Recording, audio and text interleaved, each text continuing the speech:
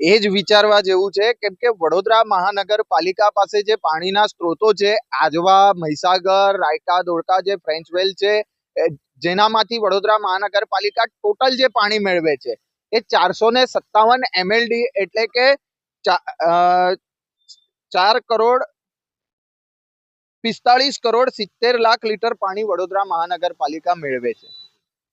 એમાંથી વડોદરા મહાનગરપાલિકા પાસે જે ટાંકીઓ છે, જે સંપ છે, ટોટલ બધા જ મળીને અને 3 બુસ્ટરો છે, એના દ્વારા 23 ટાંકીઓ અને 3 બુસ્ટરો દ્વારા જે પાણી વિતરણની વ્યવસ્થા ગોઠવેલી છે, એની અંદર વડોદરા મહાનગરપાલિકા એની ટોટલ કેપેસિટી છે 19,81,10,00,000 લીટરની એની કેપેસિટી છે.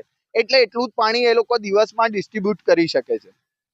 હવે એનો ગેપ તમે કરો, જે પાણી મેળવે છે અને જે ડિસ્ટ્રીબ્યુટ કરે છે એની વચ્ચેનો જે ગેપ આવે છે, 25,88,90,000 લીટર પાણી વધારાનું છે. એ વધારાનું પાણી જાય છે ક્યાં? કોઈ તળાવ તો વડોદરા મહાનગરપાલિકાએ બનાવીને મૂક્યો નથી કે એની અંદર આ પાણી બધું ઠાલવતા હોય. રોજનું આ ડેલીની વાત છે. તો આટલું બધું પાણી જો ક્યાંક વગે થઈ જઈ રહ્યું છે, એનો મતલબ કે ક્યાંક ટેન્કર રાજમાં જઈ રહ્યું છે, ક્યાંક ઉદ્યોગો ચોરી રહ્યા છે, ક્યાંક વડોદરાનો આઉટર જે એરિયા ડેવલપ થઈ રહ્યો છે, ત્યાંના ઘરો માટે, ત્યાંની સોસાયટીઓ કે ત્યાંના બિલ્ડરોને ફાયદો પહોંચાડવા માટે ફીડર લાઈનોમાં ભંગાણ કરીને આ બધું પાણી મેળવાઈ રહ્યું હોય એવું સ્પષ્ટપણે દેખાય છે. અને આ સીધો પાણી ચોરીનો કિસ્સો બને છે.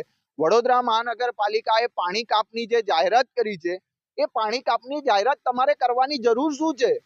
તમારી પાસે ઓલરેડી આટલું બધું પાણી છે. તમે જ્યાં બાકોરા કરી મૂક્યા છે એને પહેલા પૂરો. આ જે ચોરી થઈ રહી છે, અધિકારીઓને થોડા એનામાં લો કે ભાઈ કઈ રીતે કામગીરી કરો. તમે અધિકારીઓને ખબર નથી આ પ્રકારની કામગીરી થઈ રહી છે. વડોદરામાં પાણીના બુટલેગરો આવી ગયા.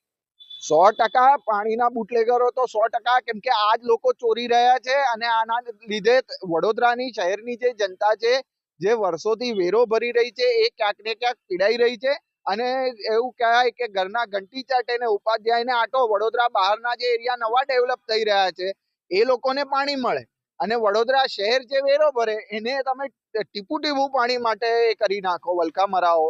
એટલે વડોદરા મહાનગરપાલિકા ક્યાંક ને ક્યાંક આંધળો વહીવટ કરી રહી છે. અને આ અધિકારીઓ પર તાત્કાલિક ધોરણે એક્શન થવો જોઈએ. આ અધિકારીઓ કયા અધિકારીઓ છે જે આ ઉદ્યોગો પાસેથી, બિલ્ડરો પાસેથી, કે આ ટેન્કર રાજ જે ચાલે છે એ ટેન્કર વાળા પાસેથી કઈ હપ્તા તો નથી લેતા? એમની તપાસ થવી જોઈએ. આ આંકડા તમે કઈથી લઈ? આ આંકડા વડોદરા મહાનગરપાલિકાની વેબસાઇટ પર ઉપલબ્ધ છે. વોટર વર્ક્સ ડિપાર્ટમેન્ટમાં તમે જશો એટલે આખું એક પીડીએફ ખુલશે, અને પીડીએફમાં તમામ માહિતી આપેલી છે.